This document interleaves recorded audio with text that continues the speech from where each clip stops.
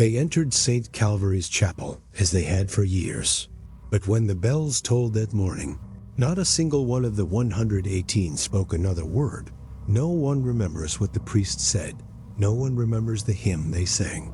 Only that, when the doors opened, 118 people filed out into the morning light, completely silent, and never spoke again.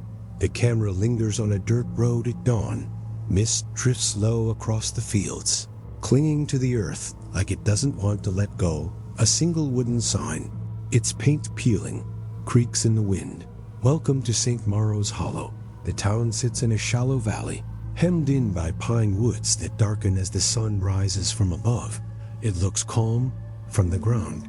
It feels hushed, as if the place itself is holding its breath in 1996. St. Mauro's Hollow had only 4 streets, 2 diners, and 1 chapel, a chapel that should have been the center of its life. Instead, it became its shadow at first. The silence was. Easy to miss farmers woke before dawn. Same as always, the sound of livestock carried across the fields. Faint but steady children still rode their bikes along the gravel paths, their laughter echoing between shuttered houses. But something wasn't right. This usual chatter at the market slowed to whispers. Conversations ended abruptly whenever Father Coleridge's name came up, and on Sundays, people began arriving late to Mass and leaving early. Some didn't come at all. They said it began with the sermons. The priest's voice, once warm and measured, had grown sharper, deeper when he spoke. It rattled the wooden beams of the chapel older parishioners said you could feel.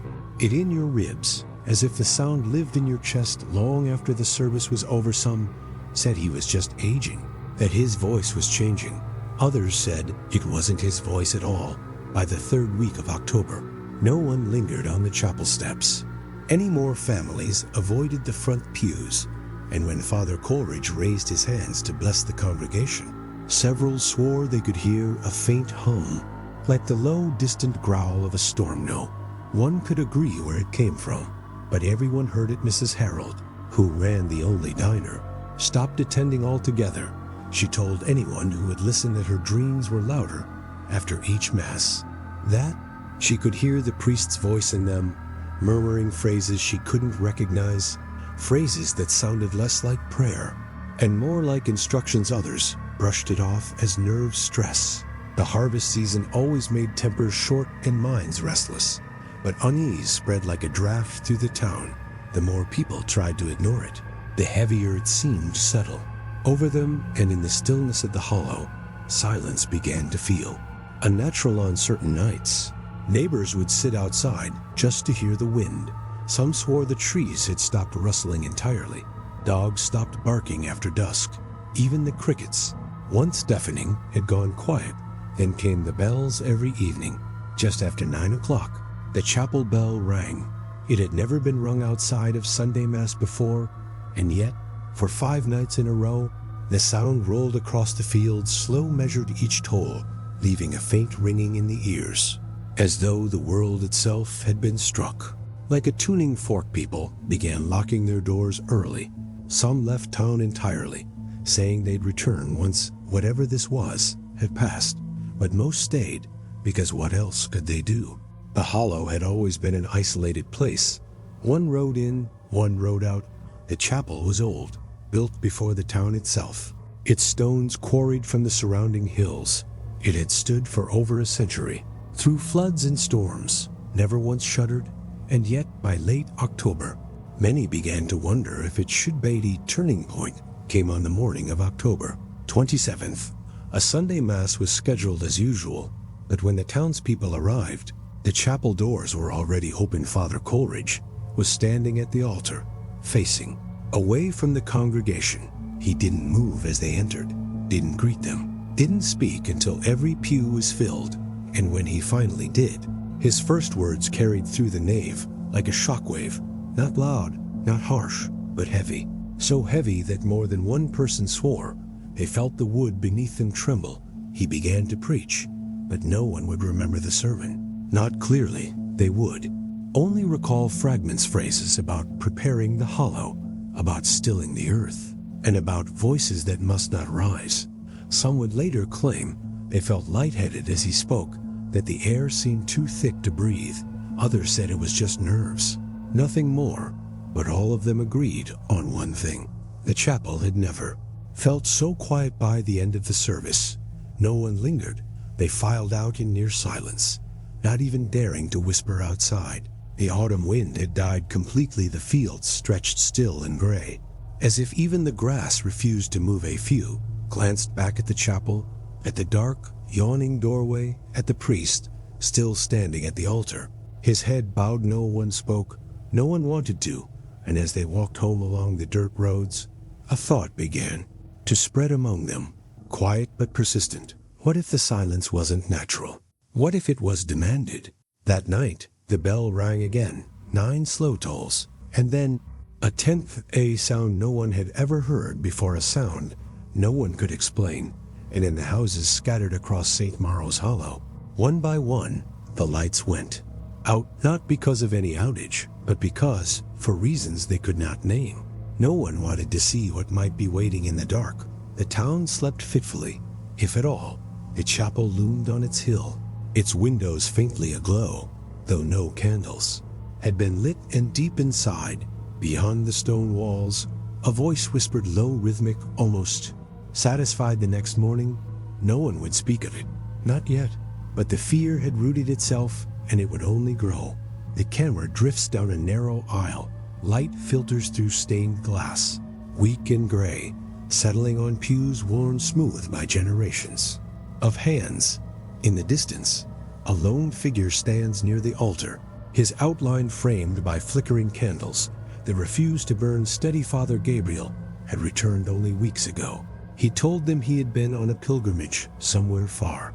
He said, where the air was different, where the earth felt older at first. The town welcomed him back. The Hollow had always trusted him. He had baptized their children, buried their dead, blessed their homes when the river swelled. But something wasn't right. Those who saw him first said his face looked unchanged, but his eyes felt sharper, somehow unblinking, as if every moment he stood before them, he wasn't just seeing them, he was studying them. And when he spoke, his voice was not as they remembered. It was lower now, a deep, rasping tone that carried just enough to be heard, yet seemed to demand silence around it. Each week, it dropped further still, until by mid-November, the congregation leaned forward in their seats, straining to catch even the simplest prayer. But no one looked away, even the children, normally restless. Whispering sat, still wide-eyed listening, though more than one later admitted they couldn't recall a single word he had spoken. Mrs. Harold, the diner owner, said it was like his voice reached somewhere deeper than the ear. She told her sister she could feel his words in her chest, heavy, lingering, as though they weren't meant to be heard at all. But carried, the first real unease began when parishioners noticed his stillness. He never blinked during his sermons, not once. Even as candle smoke curled into his line of sight, even as his eyes watered, he remained fixed, gaze locked just above the congregation, as though watching something only he could see.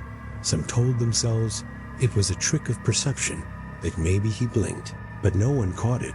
But after the third Sunday, when 3 separate families whispered the same observation, the doubt began to spread.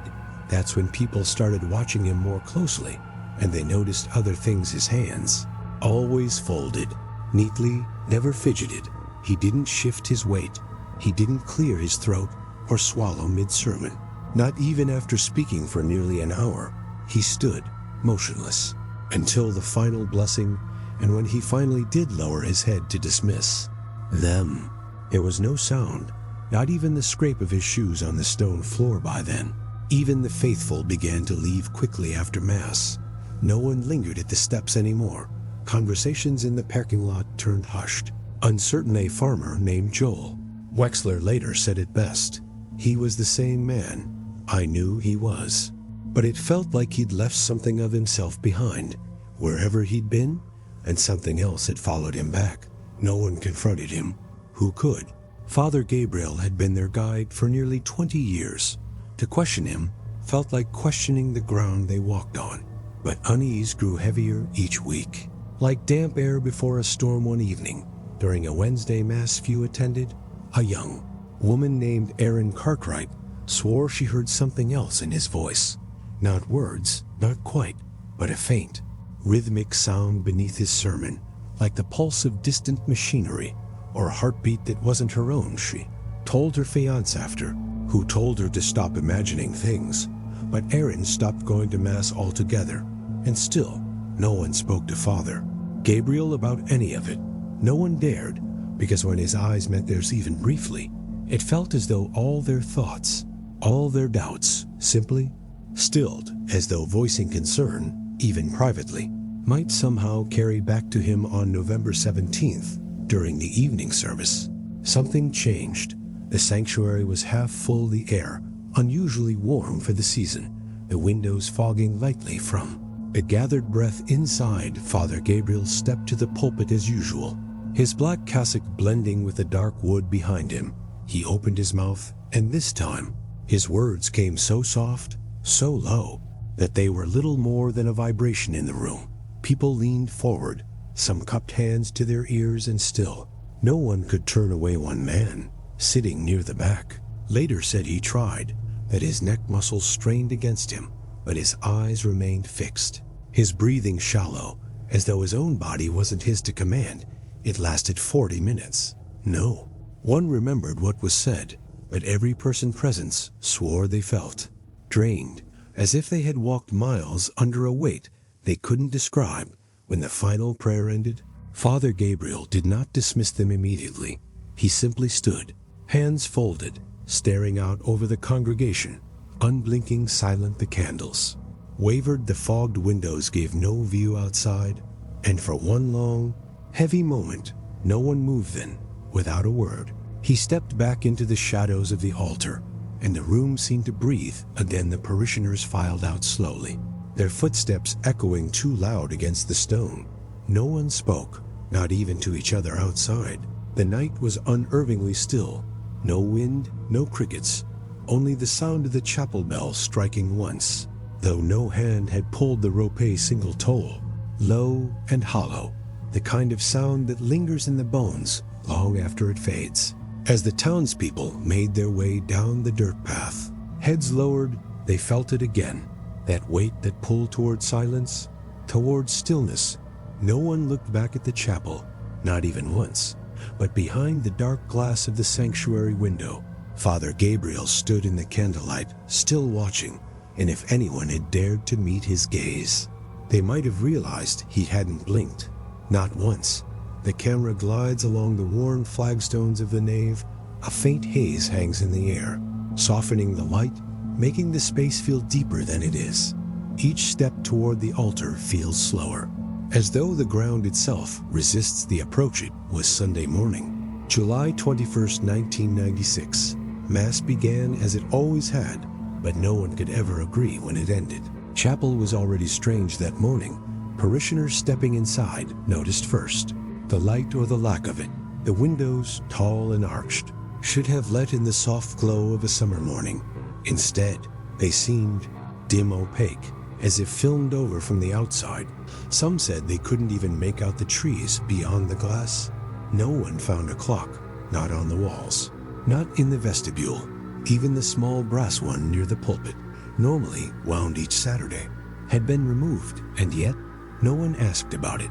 They just filed into the pews because questioning it aloud felt wrong. The altar candles burned low, but the glow they cast wasn't right either. It wasn't a flicker, like natural flame. It was steady, a dull, golden light that illuminated the priest, but left the corners of the chapel in shadow, as though the walls themselves were drawing back. Father Gabriel stood silently for a long moment before speaking. His head slightly bowed, hands clasped. The congregation waited. Then, from somewhere above, the organ began to play. There was no one at the bench. Everyone saw it. The keys moved on their own, each note drawn out, as if the instrument itself was reluctant to sing. But no one moved, no one whispered. They simply listened, breath shallow, while the melody filled the hollow space. And that's when they realized something else. Music wasn't stopping. It didn't lead into the opening hymn. It didn't pause for the readings. It continued soft, patient, weaving under every word. Father Gabriel spoke some later, said it sounded like a hymn they knew, but slower. Others swore it was no tune they had ever heard, no matter how long they searched their memories. But all agreed on this. It made time feel different. A woman named Ruth Carroll, seated near the back, would later describe it in a whisper to her neighbor. It felt like I'd been sitting there an hour, but when I looked at my hands, it was like they'd aged, like my skin had dried out just while I was listening. And still, the Mass hadn't ended. Her husband, a man not given to exaggeration, told others it felt the opposite for him, like minutes were stretching thin, like each word spoken from the pulpit carried too much weight, drawing everything out. He said he tried to count the prayers to mark the time, but somewhere after the second reading, the words stopped making sense. Others didn't notice the passage of time at all. They only remembered the weight, the way their bodies seemed to settle deeper into the pews, as if they were being pressed into place by invisible hands. But something wasn't right halfway through the service, or what they thought was halfway several. Parishioners swore the air grew warmer, stifling the candles' glow intensified, but no heat came from their flames. Instead, it seemed to radiate from the stone floor itself. A boy, no older than 10, whispered to his mother that the sound of the organ wasn't just music anymore. He said he could hear words in it, soft ones he couldn't understand. She told him to stop listening, but when she turned her attention back to the altar, she realized she hadn't heard Father Gabriel take a breath for several minutes. And still, no one left, even when the pews began to creak under their weight, even when the organ keys began striking harder, slower, as though something heavy pressed them down. It felt impossible to stand. Some tried, but their legs trembled, buckled, and they sank back into place, heads bowed not in reverence, but resignation. A farmer named Joel, seated near the front, recalled that he began to lose track of faces. The people beside him, friends he had known his entire life, seemed less distinct, like their features were smudged by the dim light. Yet every time he glanced up, Father Gabriel's face was perfectly clear, still unblinking, his lips moving with impossible slowness, yet his words arriving as if whispered directly into each ear. The organ stopped abruptly. The silence struck like a physical blow. No one realized how deeply the sound had filled the space until it was gone. Some parishioners gasped as though surfacing from deep water. Others sat rigid, waiting, afraid to make a sound. Then Father Gabriel raised his hands. The glow from the altar candles flared. The shadows along the walls seemed to pull inward, closer, and the entire congregation felt, for just a moment, as though the chapel had no exits, no doors, no windows, only the pulpit, the priest, and the waiting silence. And that's when he heard a Joel Wexler, a faint hum, coming from beneath the floorboards, low, rhythmic, almost like the deep churn of machinery far underground. He looked around, trying to see if anyone else noticed, but no one moved, not even to breathe. The hum grew louder, not by much, but enough that it began to sync with his pulse, enough that he could feel it in his teeth. Then Father Gabriel lowered his hands. The candles dimmed back to their dull glow. The hum stopped, and, as if nothing had happened, he dismissed the congregation with a slow bow of his head. When the parishioners finally rose, their joints ached as though they had been seated for hours. Some said they felt dizzy, like they had stood too quickly. Others felt strangely hollow, as if something had been taken from them during the service outside. The sun was low, lower than it should have been for a morning mass. Some claimed it was already near dusk. Others swore it was still early afternoon. But no one checked the watch. No one asked the time, because as they stepped into the cool air, one by one, they realized something that none of them would ever admit aloud. They didn't know if they had been inside for 1 hour or 6, or if they had left. At all, and behind them, the chapel bell began to toll once, twice slow, measured, each strike reverberating long after the sound itself had faded. And when they looked back at the chapel, just for a moment, Some swore the windows didn't show the evening sky at all, only a dim, golden glow and the faint outline of a figure. Still watching the next Sunday, fewer would attend, but none could explain why they returned at all. Only that truly leaving felt somehow. Forbidden's the camera moves slowly along the length of the chapel. The candles burn low, their light falling unevenly across the pews, leaving deep shadows between each row. The sound of faint voices drifts upward, rising and falling, soft enough to feel more than hear it. Was during the third hymn, a familiar melody, one the congregation had sung for decades. At first, their voices carried together clear, steady, a comfort against the heavy silence of that summer, but something wasn't right halfway through the verse. The singing faltered, not all at once, but in fragments. One voice stopped, then another, and then, like a wave pulling back from the shore, the sound thinned until only a few kept singing. Before they, too, fell silent, what replaced it was not silence. It was a murmur, low, unbroken, a rolling sound, too soft to understand, but too steady to ignore at first. Those still standing in the pews thought it came from the back of the chapel. A few turned to look, but no one was speaking. Every mouth was still, every head bowed, and that's when they heard it more clearly. The murmurs weren't in Latin. They weren't in English. They weren't in any language the congregation could name. The sounds seemed to fold in on themselves, like echoes bouncing in a hollow space, and yet some began to swear they heard words. Joel Wexler, seated near the front, later told his brother that he heard his name faint, drawn out, as if someone were calling to him from a great distance. He turned, thinking someone behind him had whispered, but the nearest faces were blank, pale, fixed on the altar. Others would say they heard the same, their own names, spoken softly, not as questions, but as statements, each syllable stretched thin, as though the voice calling it belonged to something unused to speech. The sound seemed to rise from beneath the floor, from the old wooden planks beneath their feet.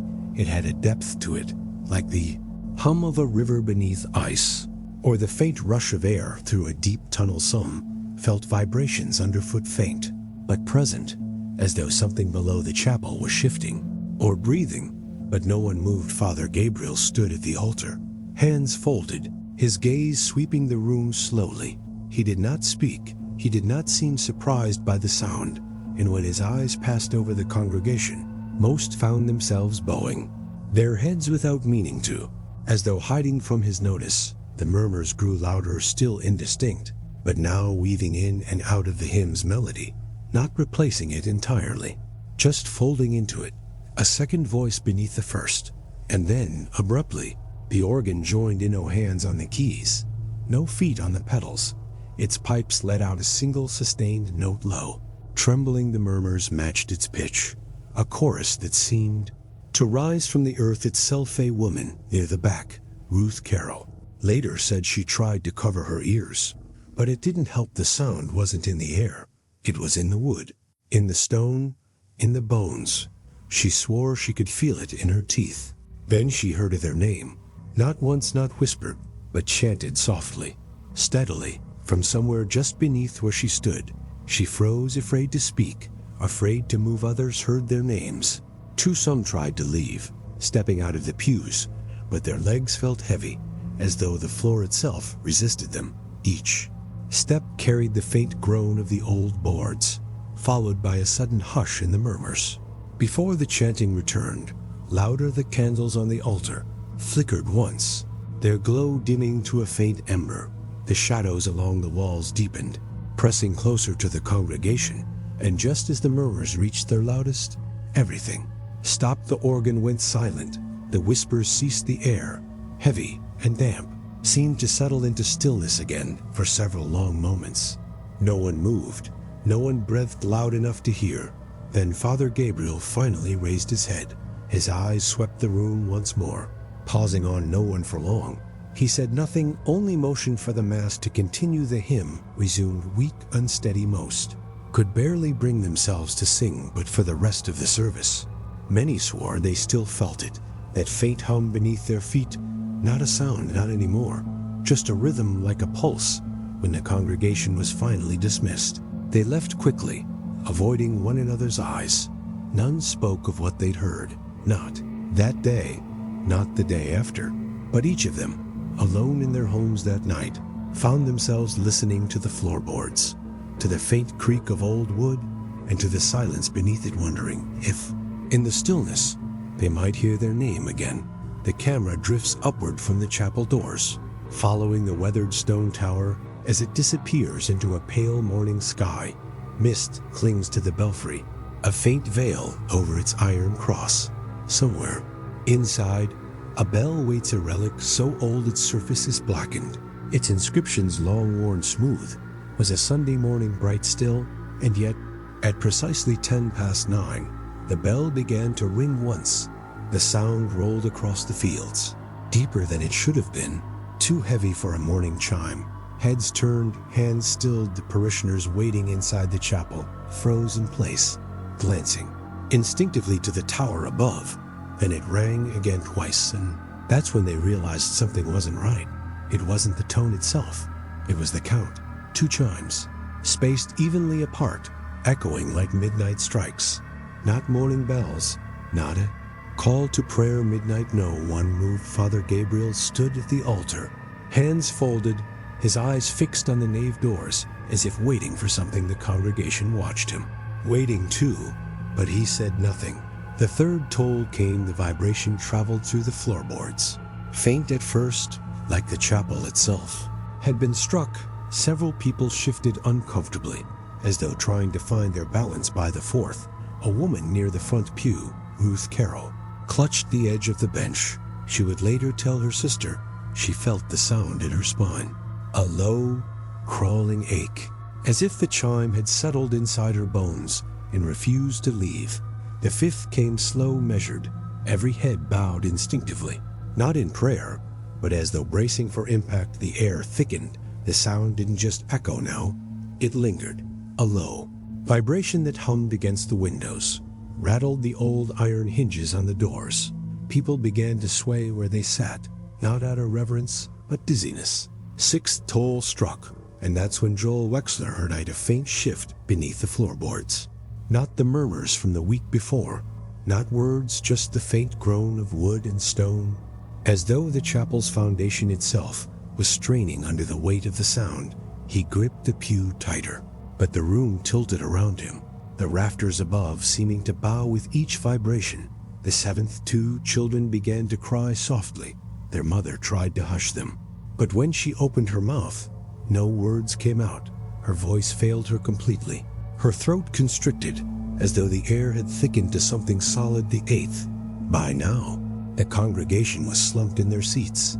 A few tried to rise, to make their way to the doors, but their legs buckled under them. The sound seemed to press downward, heavy as a physical hand, every toll dragging them deeper into their seats, forcing their breath into shallow, strained whispers. The 9th, one man, near the back, pitched forward onto the stone floor. No one moved to help him, not because they didn't want to, because they couldn't. Their limbs felt locked in place, their fingers numb against the worn wood of the pews. The 10th, a single candle near the altar snuffed out. No breeze touched it. The remaining flames burned taller, unnaturally steady, their light sharpening the shadows along the walls. The rafters above creaked in protest. Every eye that could still open turned upward, to the tower. The bell wasn't visible from inside, but they all felt it. The 11th toll rang, and something inside the sound changed. It wasn't louder, but deeper. Each vibration seemed to stretch, hanging in the air longer than the last. Some later claimed they felt their own pulse slow, their hearts matching the tempo of the bell, as though the sound had taken control by now. The congregation could barely sit upright. Breathing came shallow. No one spoke, no one could. The only sound was the deep, unrelenting hum of the tower. Then came the 12th, the last toll. The deepest, the slowest. It rolled through the chapel like a wave, settling over every person inside, forcing their heads down, their eyes to close. And when it faded, the silence was absolute. No one moved, not even Father Gabriel. For a long, suffocating moment, the chapel felt suspended, airless, detached from the world beyond its walls. Then, one by one, the parishioners tried to speak, to whisper, to breathe out a word. Any word, but nothing came. Every throat was dry, every tongue heavy. It was as if the chime had stolen their voices, leaving only the sound of their shallow breaths and the faint, residual hum still coursing through the wooden floor. Father Gabriel finally moved slowly, deliberately. He stepped from the altar, his shoes silent against the stone, and walked to the center aisle. He did not look at them. He did not speak. He only placed a hand against the nearest pew, as though feeling for something within the wood. Then, without a word, he turned back toward the altar. The candles dimmed, the light beyond the windows shifted. It was still morning, but inside, time felt wrong, unmoored, stretched, and as the first few parishioners began to stir, to rise on trembling legs, they realized no one could speak. Not a word, not even a whisper. They filed out in silence, the bell tower looming above them, its blackened metal still faintly vibrating in the morning air. Some pressed their palms to their ears, as though trying to stop the lingering hum that followed them home. Others simply kept their heads down, unwilling to glance back, because every one of them knew the Count 12s at morning mass, each strike driving deeper than the last. And though none of them could speak it aloud, they all shared the same thought as they left the chapel grounds. They had heard the sound of midnight, and somehow it wasn't finished. The camera lingers on the chapel doors, wood darkened by years of rain and sun, iron handles cold, flecked with rust. A faint reflection of the cloudy sky rests on their varnished surface, as though the world outside is waiting inside. The air is still thick, the last candle near the altar gutters, its flame stretching tall before dying out completely. The doors creak open, slow, reluctant, as though something heavy presses against them from within, and one by one, the parishioners begin to file out, all 118 of them, men, women, children, every face, pale, drained of warmth, their eyes fixed ahead, as though the horizon itself is pulling them forward. At first glance, it looks orderly, calm, but something wasn't right. Neighbors, watching from their porches, would later swear they didn't hear footsteps. The line of parishioners moved silently down the chapel steps, their shoes making no sound against the old stone, only the faint creak of the wooden boards at the edge of the walkway. As if each step fell lighter than it should have, their lips moved slowly, rhythmically, like a prayer, but no sound came out, not a whisper, not even the faintest breath of air. From across the road, Ruth Carroll's sister, who hadn't attended Mass that morning, stood on her porch, clutching her robe tight. She watched the faces pass by, mouths moving in unison, eyes unblinking, and she felt the hair on her arms rise, because it looked less like prayer and more like rehearsal, every mouth shaping the same pattern, again and again, as if repeating something they had been taught. And that's when she heard it, not from their lips, not from the air at all, but faintly, from beneath the ground beneath her feet, a low, distant hum, pulsing in rhythm with their steps.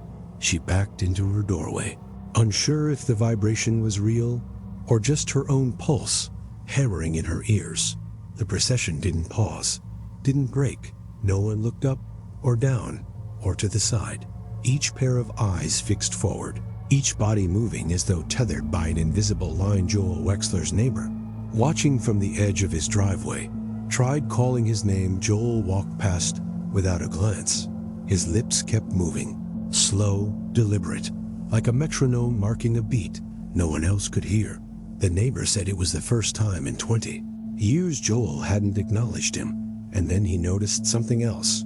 No one was breathing loud enough to hear, not a single cough, sniffle, or exhale, only the faint scrape of shoes on dirt, the subtle rustle of fabric as 118 bodies moved as one. By the time they reached the road, the neighbors had all stepped back, not out of fear at least, not the kind they could name, but because every instinct told them not to get too close, not to break the line. It took nearly 15 minutes for the last of the parishioners to pass a young boy at the rear, maybe 9 years old, his hands clasped, his lips moving like all the others, his mother beside him, face expressionless, her gaze locked somewhere far beyond the fields. When the last figure vanished down the road, the silence deepened. Not just the ordinary quiet of a rural morning, a suffocating stillness. As if the very air had thickened, even the wind seemed to stop. The neighbors stood frozen on their porches and along the dirt road, waiting for some signal that this was over, that the line would return, that someone would speak. But no one did. Hours passed, the sun dipped low, casting long shadows across the empty chapel grounds. Still, none of the parishioners returned. It was only later, long after the line had vanished down the winding road toward the tree line, that people realized what was truly wrong. Not a single one of the 118 was ever heard to speak again. Not that day, not the next, not ever. Doctors, later called to the town, would confirm there was no damage to their vocal cords, no medical reason for the silence. Their throats worked when they tried to form words, but no sound emerged. Neighbors began to avoid them. Some left the hollow entirely, unwilling to live alongside people who could no longer call out, who only ever moved their lips in unison when they thought no one was watching. And though the parishioners would continue to walk the roads in the evenings, always together, always silent, none ever set foot back inside the chapel. The doors remained closed, the bell stayed still, and yet on certain nights, just after midnight, the faint hum beneath the ground returned. Some swore it pulsed in patterns, as though reciting something wordless. Others said it was only the wind through the trees, but all of them, without exception, refused to watch the parishioners on those nights, because more than once, a passerby claimed to see their lips moving, again, perfectly in sync, shaping words no one could hear. And in the silence that followed, every witness felt the same undeniable truth. Whatever they were saying, it wasn't meant for anyone above the ground to understand. The camera drifts across the chapel grounds. Tall grass has begun to creep over the gravel path. The paint on the doors flakes away in long, curling strips, revealing the blackened wood. Beneath, the morning fog clings to the roofline, unmoving, as though held there by something unseen. By August, St. Calvary's was no longer a church. The diocese had closed its doors, sealing them with iron chains, and a wooden beam bolted across the handles. A white placard hung from a nail on the door. Its words, printed in calm, formal type, said only, "Closed for investigation, do not enter." But everyone in Hollow Creek already knew no one would step inside again. The diocese report arrived 2 weeks later, delivered by a man in a gray sedan, left in a sealed envelope with the sheriff. The language was clinical, detached. It called the events of July 21st a mass psychosomatic episode, a psychological contagion. It read, sparked by stress, suggestion, and group hysteria. There was no mention of Father Gabriel's voice, no mention of the humming beneath the floor, no mention of why none of the 118 had spoken since that morning. It was a tidy explanation, measured, the kind meant to soothe those who needed answers. But something wasn't right. The locals didn't read the words. They only watched the chapel, and they saw what the report didn't say. Birds had stopped landing on the roof. Not just sparrows or crows, no birds at all.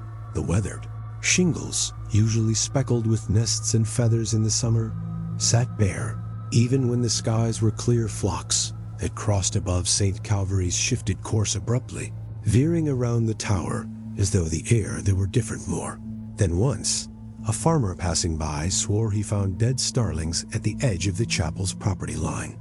Not in clusters, not in flocks, one at a time, necks bent at sharp, unnatural angles. And then there was the bell. It hadn't been touched since the morning. The church was closed. The rope was cut, the mechanism disconnected, the tower itself locked from within. But at night, when the air was still and no wind stirred the trees, the bell would ring once low and drawn out a sound so heavy it rattled the windows of the nearest homes nearly a mile away. The toll never came at the same hour, sometimes near midnight, sometimes just before dawn, but always when the town was quiet, when the only sounds were crickets and the distant hum of power lines, and each time, without fail, dogs across Hollow Creek would begin to howl, not the frantic barking of alarm. A long, low note, as if they were answering neighbors near the chapel, began to keep their windows closed at night. Some said they could hear something in the silence after the bell faded, a faint creaking, like floorboards shifting beneath a heavy weight, but no footsteps, no voices, only the echo of wood straining, somewhere deep inside the locked building. The diocese sent 2 men to inspect the tower after the first month of reports. Both wore plain black suits, their collars stiff, their shoes silent against the gravel. They carried no bags, no tools, only a single clipboard between them. They stayed for less than an hour. No one saw them enter the chapel itself, only circle the grounds, stopping often to look at the earth near the foundation, pressing their palms flat against the outer wall, as though feeling for vibrations when they left. They spoke to no one. The only sign they had been there at all was a new chain added to the chapel doors, thicker than the first, its lock marked with a crest none of the locals recognized. That night, the bell rang twice, and that's when a man named Dennis Cole, whose house faced the chapel from across the field, swore he heard something new, not from the bell, not from the windless sky, from beneath the ground, a deep, slow rhythm like the faint turn of a gear or the grind of stone against stone, rising from somewhere below the chapel foundation. It lasted less than a minute, fading as quickly as it came, but long enough that Dennis sat awake until dawn, staring at the chapel's black silhouette against the horizon. The report the diocese sent after that night said nothing about the sound. It only repeated its earlier conclusion. Mass hysteria, lingering local superstition, nothing more. But the people of Hollow Creek had stopped reading the reports entirely. They only listened and watched. They noticed how the grass around the chapel had stopped growing, yellowing in patches near the foundation, while the fields beyond it stayed green. They noticed how even the insects avoided the bell tower, skirting wide arcs around its shadow when the sun was low, and they began to keep track of the nights when the bell rang, because after each toll, the next morning always felt different, still the air heavier, as if something beneath St. Calvary's had shifted in the dark, inching closer to the surface. By September, many of the neighbors had left Hollow Creek entirely. They didn't sell their homes. They didn't even lock their doors. They just left, packing in silence, as if speaking of their reasons aloud might draw the chapel's attention. Those who remained avoided the road past St. Calvary's altogether. Even in daylight, they said the air there felt too dense, like stepping into a space already occupied by something unseen. And at night, when the fog pooled low around the chapel grounds, even the bravest among them swore they could see movement behind the blackened windows. Not figures, not light, just a slow shifting of shadow, like the building itself was breathing. And though no one dared to get close enough to confirm it, some began to claim that when the bell rang now, it wasn't just one note, it was 2 layered, the deep toll of the bell, and something lower, vibrating beneath it, a sound that didn't echo in the air at all, but in the ground, a sound you didn't hear with your ears, but felt through the soles of your feet. The diocese never acknowledged those reports. Their final notice, posted to the chapel doors in early October, said only property condemned, no trespassing. But the people of Hollow Creek already knew no one would enter again. Not the diocese, not the neighbors, not even the ones who still walked the empty streets at night, their lips moving soundlessly in the dark, because each of them understood the same thing, whether the reports admitted it or not, whether the bell kept ringing or finally went silent. Something beneath St. Calvary's had been disturbed, and it was still listening. The tape begins with static, a long, steady hiss, the kind that fills the room like a thin fog, soft enough to forget until you notice it sinking into your ears. The first few seconds are quiet, then, beneath the hiss, something faint begins to rise. Not music, not voices, just breathing, 100 slow, shallow exhales in and out, perfectly in sync. The recording wasn't meant to exist. Came from a radio technician named Aaron Lowry. He lived 2 miles outside Hollow Creek, operating a small amateur broadcast tower from his garage, On the morning of July 21st, 1996, his receiver picked up a faint signal, bleeding across his assigned band. It was weak, distorted, but it held steady for nearly an hour. Curious. He hit record. He expected to catch a sermon, maybe part of a choir from a nearby town, but when he played it back later that evening, what came through his speakers wasn't music. It wasn't a homily. It was the sound of people breathing at first. Aaron thought his equipment had glitched, maybe an open microphone somewhere, a test broadcast from a local station. But the longer he listened, the harder it became to dismiss. The breaths were too uniform, too controlled. Each inhale began at the same instant. Each exhale faded at the same length, as though timed to a conductor no one could hear. And beneath it, every so often, a faint shift, like fabric brushing against wood, or the creak of a bench under slight weight. Aaron sat in his garage, replaying the first 20 minutes over and over, straining to hear something more, anything that might explain what he was hearing. But there was no speech, no hymn, not even the faint hum of background noise you'd expect from a live signal, just that breathing. And then, at the 46th minute, a new sound enters. It is not abrupt. It does not cut through the static like a shout. It seeps in, low and deliberate, as though it had been there all along, waiting to be noticed. A voice, whispering close enough to the microphone that each consonant brushes against the ear too. Words. Listen closer. Aaron froze. The words didn't rise above the breathing. They threaded through it, as if woven from the same air.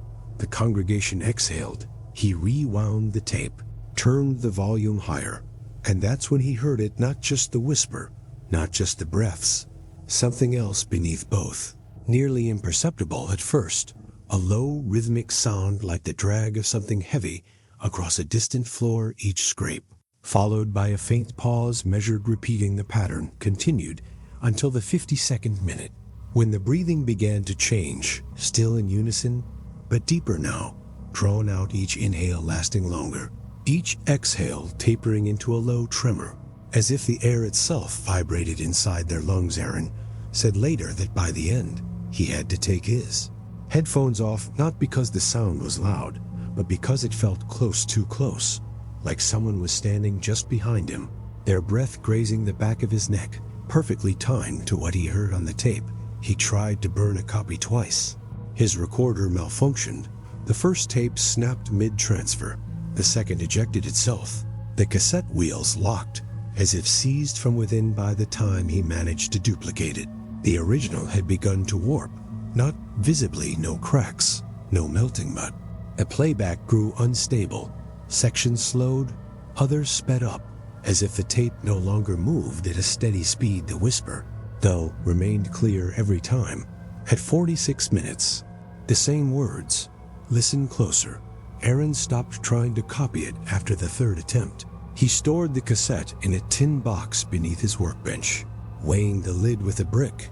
He told his wife not to touch it, not to even open it. 3 weeks later, a friend convinced him to play the recording again, this time not through headphones, but on his garage speakers.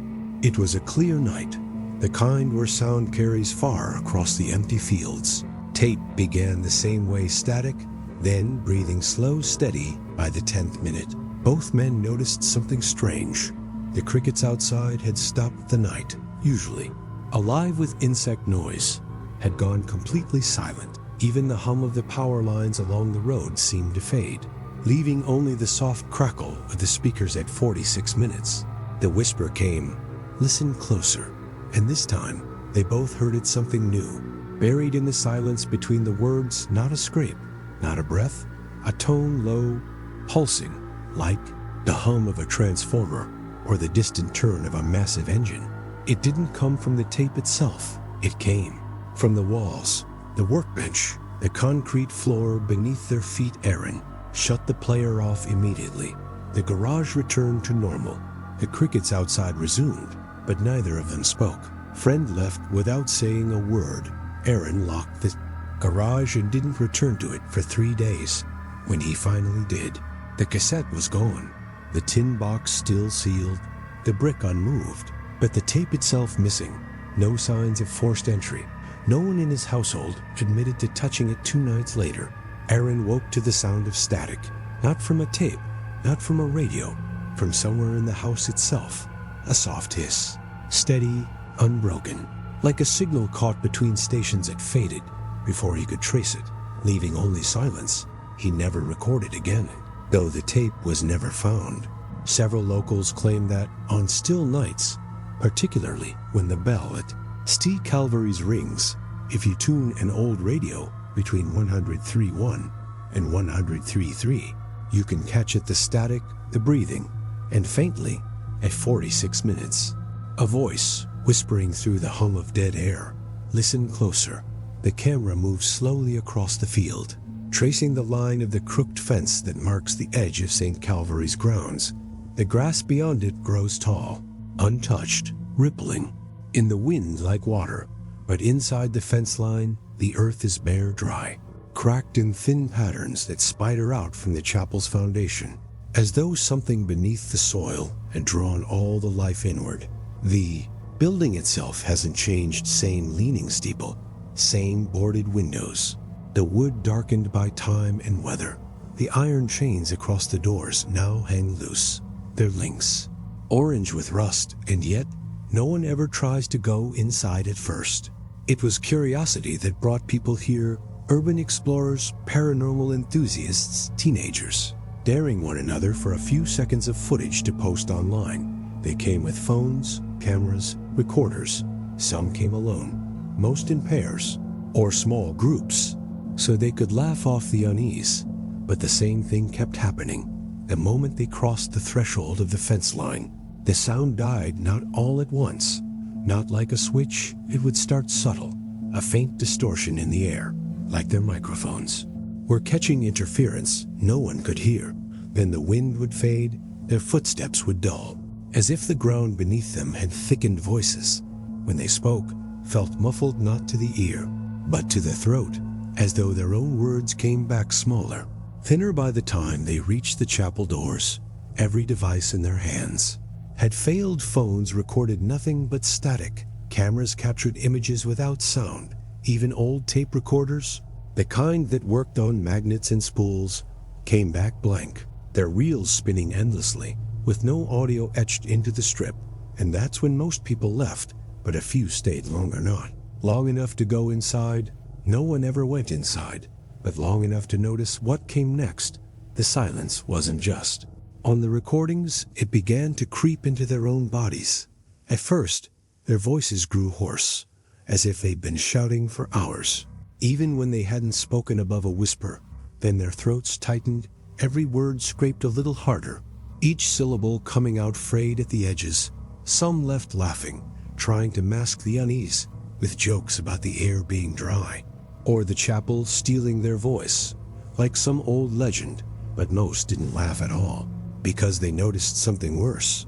The hoarseness didn't stop when they left. It followed them, for hours, sometimes for days. Every attempt to speak felt strained, their voices faint, like sound itself resisted leaving their bodies. And when it finally faded, when their words returned to normal, every one of them swore they could still feel it and echo, low in their chest, like something had brushed past their vocal cords and settled deeper, somewhere they couldn't reach. Local authorities eventually posted warning signs around the property, not for ghosts, not for curses, but for hazardous environmental conditions. Some blamed mold or soil contamination, or even hidden radio frequencies from the old tower. But the visitors didn't believe those explanations, because it wasn't just sound their devices lost, was sound itself. Several groups tried experiments, weeks apart, to prove it. One played a song through a portable speaker while standing at the edge of the chapel grounds, a simple melody, loud enough to carry. But the moment they crossed the fence line, the music didn't distort, it didn't fade, it simply stopped. Not muted, not paused, the speaker still lit, the track still running. But no sound emerged. Another group brought a tuning fork, struck it hard against a metal railing, the clear tone ringing sharp in the morning air. As soon as they carried it toward the chapel, the tone dulled, vanishing completely before they'd taken 20 steps. The fork still vibrated. They could feel the tremor in their fingertips. But no one heard a thing. The strangest account came from a man named Eric Halstead, a retired surveyor who spent 2 decades working in rural sound mapping. He brought no equipment, no devices. He only walked the perimeter alone, hands in his pockets, taking note of what he felt rather than what he heard. When he reached the chapel doors, he didn't knock. He didn't even touch the handles. He simply stood still, and that's when he heard it not with his ears, with his body, a faint pulse, low and slow, somewhere beneath the ground. Not a hum, not a vibration, something heavier, as if the earth itself was breathing in intervals too deep to hear. Eric turned and left without looking back. He never told anyone what he thought the sound was, only that no one should stay long enough to find out. By now, most people in Hollow Creek avoid the chapel entirely. Even those who once dismissed the stories admit there's something unnatural about the way sound behaves there. How it doesn't just vanish, it feels swallowed, as if the building itself is pulling every vibration inward, hoarding it layer by layer, until nothing remains but the faint, unnatural quiet that blankets its walls. And though no one knows what might happen if someone stayed long enough for their voice to fail completely, every local agrees on one thing: the silence said. Calvary's doesn't just keep sound out.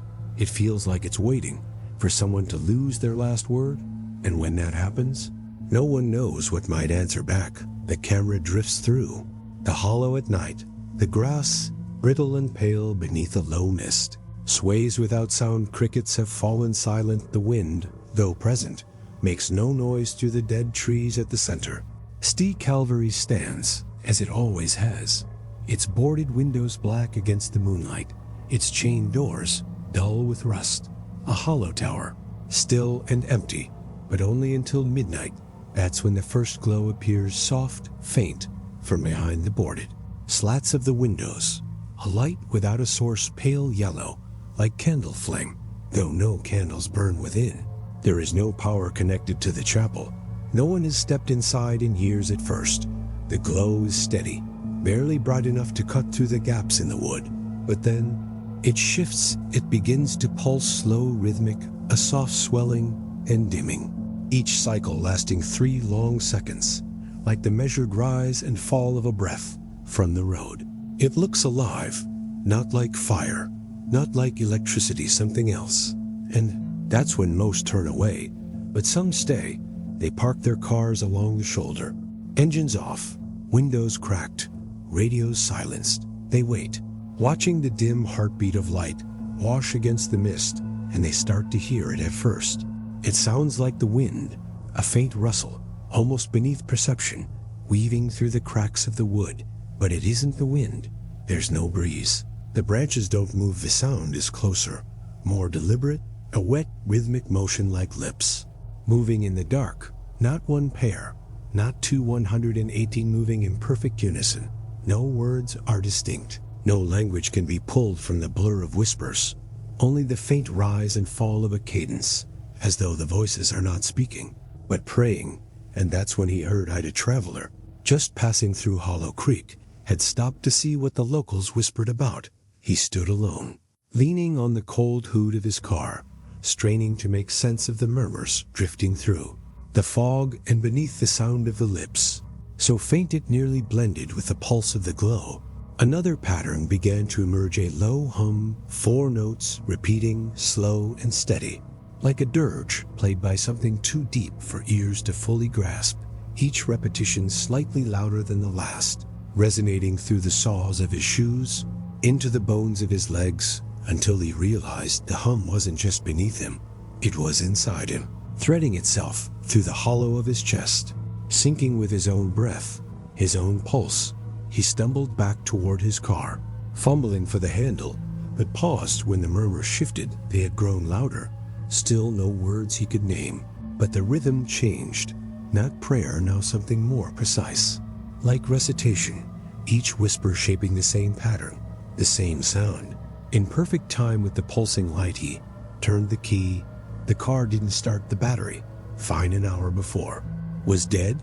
Even the interior lights refused to flicker on the glow from the chapel, brightened, not a flare, not a sudden flash, but a slow, deliberate swell, each pulse stronger than the last, as if the breath behind it had grown deeper, and the murmurs, too, had shifted again. They were no longer just sound. He could feel them now, pressed low into the air, vibrating in the hollow behind his sternum. Each time the voices exhaled, his own lungs seemed to tighten, his throat growing dry, as though something was pulling his breath outward to meet theirs. He ran, didn't look back, didn't try to start the car again. He fled down the empty road, his footsteps strangely soft against the gravel, each inhale a rasp that scraped like sandpaper along his throat. By the time he reached the nearest lit house, the whispers had faded, the glow behind him dimmed to nothing, and his voice was gone for 3 days. He couldn't speak. Doctors found no injury, no infection.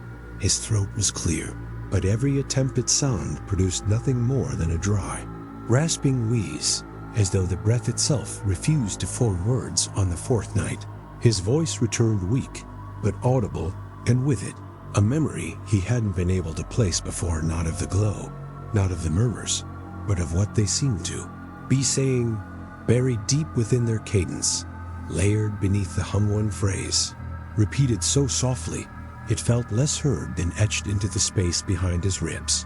Praying for someone new. The traveler left Hollow Creek the next morning, sold his car, abandoned his motel room, left every belonging behind. He never told anyone where he was going, only that he would not return. But the glow still comes, not every night, not even every week, only when the fog is low and the wind still. Locals say the pulses grow stronger each year, each cycle lasting longer, as if the thing breathing behind those windows is drawing deeper, slower breaths. Some believe it is waiting, that the 118, still silent, are locked in endless prayer for another voice to join theirs. Others think it's something older, something that doesn't need words. And though no one dares to step inside the chapel to know for certain, one thing remains undeniable: when the glow pulses and the whispers begin, the air itself feels thinner, every breath a little harder, every word a little weaker, as if the chapel is listening, and with each passing night, its prayer is getting closer to being answered. Some silences hold peace, others hold something waiting. St. Calvary's remains locked, but every year, one window glows and one voice, not yet taken, whispers for someone to open the door.